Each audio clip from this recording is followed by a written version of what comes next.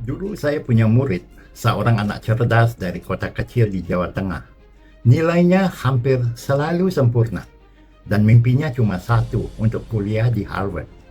Kalau nggak di Amerika katanya, dengan mata berbinar, rasanya bukan kuliah beneran, Pak. Jadi setiap malam, dia menonton video tur kampus Ivy League. Dia berlatih TOEFL berjam-jam, dan mengumpulkan esai demi esai untuk mendaftar beasiswa.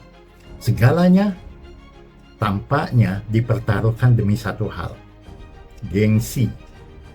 Tapi hidup, seperti seringkali terjadi, punya selera humor yang getir.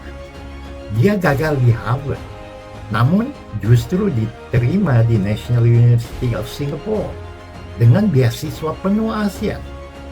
Reaksi pertamanya, ya, kecewa. Beliau merasa kalah, malu pada teman-teman katanya. Cuma NUS.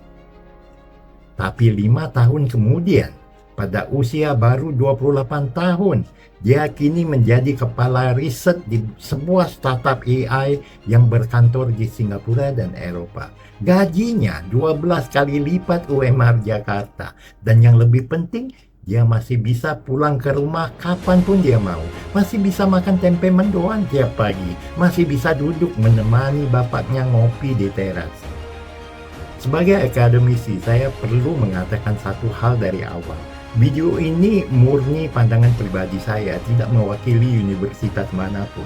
Namun, justru karena ini pribadi, saya ingin berbicara sejujur-jujurnya. Oke, mari kita kembali ke cerita tadi. Ketika saya bertanya padanya, masih kepikiran Harvard nggak? Dia hanya tersenyum. Nggak, Pak. Ternyata yang saya cari bukan Harvard, tapi tempat yang serius membentuk masa depan. Dan disitulah saya tersadar, kita selama ini sudah salah arah.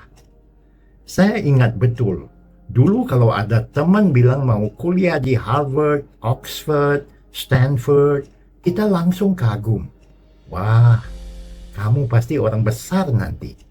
Karena buat kita, universitas-universitas hebat itu, ya, adanya di sana.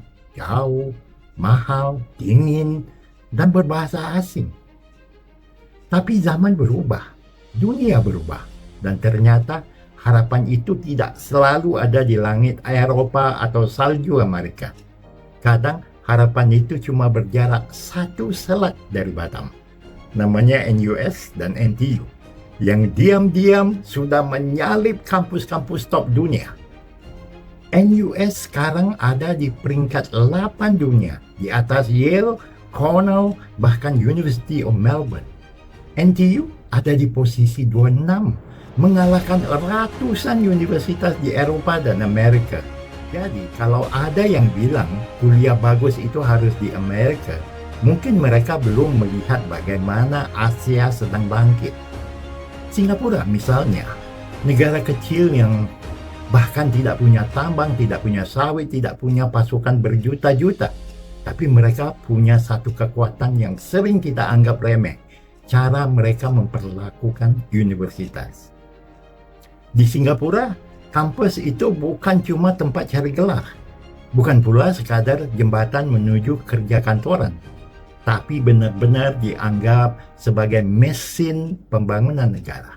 Setiap kampus besar di sana bukan cuma fokus pada akreditasi, tapi diarahkan untuk menyelesaikan masalah-masalah real. NUS dan NTU jadi laboratorium ide buat membangun teknologi masa depan, merumuskan kebijakan publik, dan mencetak pemimpin industri. NUS mercusuar dalam pendidikan global, secara konsisten masuk top 10 dunia. Itu menurut QS World University Rankings 2024, di mana mereka ada di posisi 8, bersanding dengan MIT dan Cambridge. NTU tak jauh berbeda di peringkat 26 dunia. Dan mereka telah melampaui banyak kampus Eropa yang sudah ratusan tahun berdiri. Namun, angka hanyalah permukaan. Yang membuat mereka hebat bukan rankingnya, tapi DNA-nya.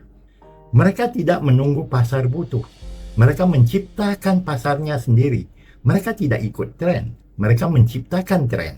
Di NTU misalnya, mereka sudah berinvestasi besar-besaran ke teknologi iklim, energi bersih, dan AI. Karena mereka tahu 20 tahun lagi dunia akan krisis. Dan mereka mau jadi solusi, bukan penonton. Mahasiswa di sana dikondisikan untuk jadi pencipta, bukan pengekor. Bukan cuma diajarin teori, tapi diajarin bikin prototipe, dikasih akses ke laboratorium canggih, dibimbing dosen yang juga praktisi. Pemerintah turun tangan bantu dana, industri datang bawa proyek nyata. Ada satu pertanyaan penting yang sering dilontarkan. Buat apa jadi pinter kalau enggak dipakai? Nah, ini poin pentingnya. Lulusan NUS dan NTU tidak hanya hebat di atas kertas.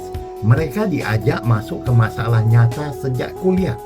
Startup besar yang telah mengubah lanskap Asia Tenggara seperti Grab yang didirikan oleh Anthony Tan, alumni NUS, Carousel dan PetSnap lahir dari jejaring alumni kampus-kampus ini. Bahkan dalam dunia sains, mereka ada di garda depan penemuan global. Peneliti NUS misalnya telah berperan penting dalam mengembangkan algoritma AI untuk deteksi kanker stadium awal. Sebuah bukti komitmen mereka terhadap kemajuan medis yang inovatif. Dan yang paling menarik, semua itu dibungkus dalam semangat Asia. Kamu tetap bisa makan nasi lemak, tetap bisa bicara dalam bahasa Melayu, dan tetap bisa merasa di rumah meskipun kamu sedang membicarakan masa depan dunia. Apakah semuanya sempurna? Tentu tidak. NUS dan NTU juga bukan surga. Tekanannya tinggi, dengan tuntutan akademis yang intens banget. Banyak mahasiswa asing merasakan tantangan integrasi ke lingkungan yang serba cepat ini.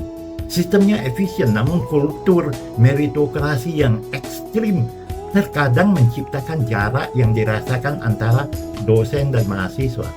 Tapi mungkin memang itu harga dari kecepatan dan keunggulan yang tanpa kompromi.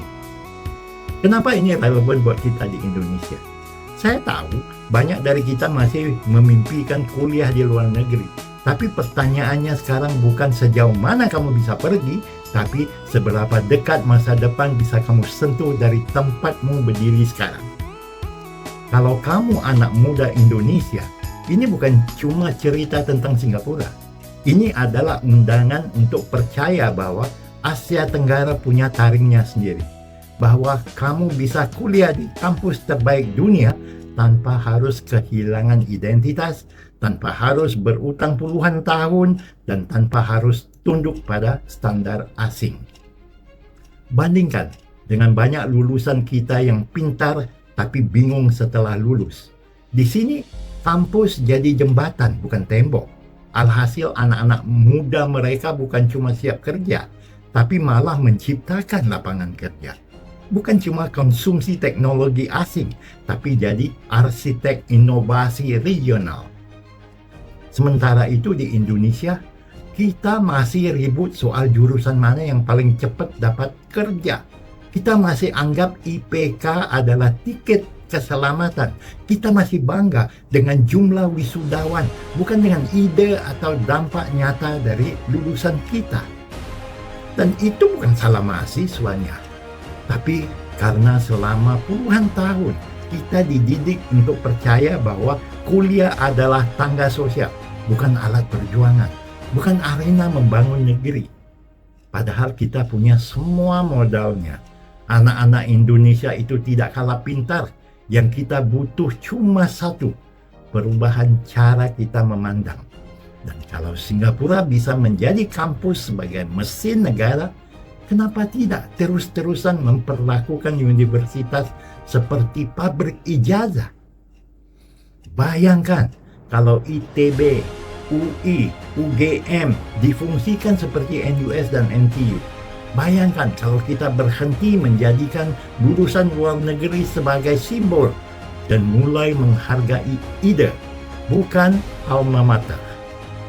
Karena ujung-ujungnya bukan di mana kamu kuliah yang menentukan arah hidupmu, tapi untuk apa kamu kuliah. Dan masa depan bangsa ini ditentukan bukan oleh mereka yang sekadar pintar, tapi oleh mereka yang tahu kemana ilmunya akan diarahkan. Negara yang menang di masa depan adalah negara yang paling serius mendidik rakyatnya hari ini. Jadi, lain kali kalau kamu dengar seseorang bilang, aku pengen ke Harvard, mungkin kamu bisa jawab pelan-pelan. Tahu nggak? Harvardnya Asia itu bukan di Amerika, tapi di seberang kita, di tanah yang sama-sama berpeluk tropis, tapi berpikir seperti dunia. Jadi, mulai sekarang, jangan hanya belajar tentang dunia. Belajarlah dari tetanggamu yang sudah lebih dulu menciptakannya. Dan kalau kamu serius, cari tahu beasiswanya. Linknya sudah saya sematkan di deskripsi. Masa depan itu bukan milik yang kaya, tapi milik yang tahu kemana harus melangkah.